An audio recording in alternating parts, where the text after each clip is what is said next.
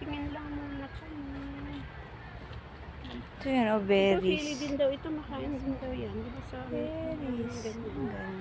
Ewan ko parang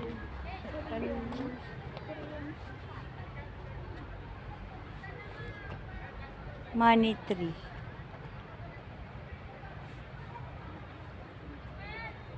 talagang binudyon mo na.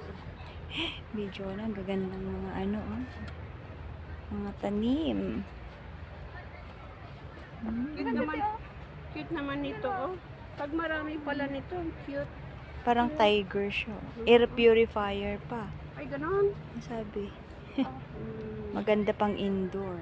Ay. Ito, cute ang dahon nito. Ficus plant. Hindi, patayo kasi.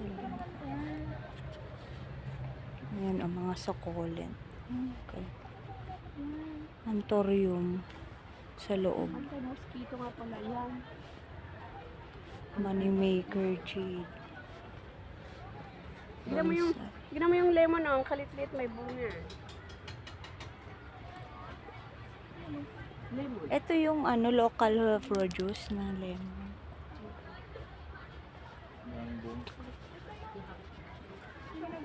Oo. Chocolate.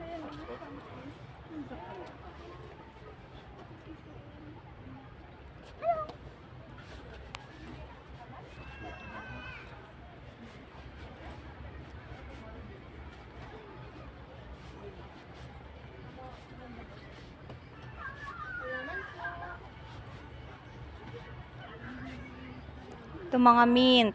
Uy, sili na violet, oh. Ayan, oh. Diba? Magic fruit. Ate. Marami ka na rin yata doon sa Hong Kong mga tanong na ganyan. Orchids lang meron ako. Aloe vera. Iba, oh. Uy, ano to? Ganon ang ano.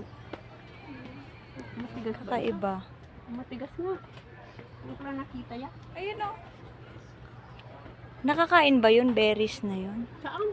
Ayun, ayun. Berries ang nakalagay. Nakakain ba yan? Parang money tree yun. Berries ang nakalagay. Berries. Oh, katakot Ano punta tayo naman. dito? 3 for 100 o ma.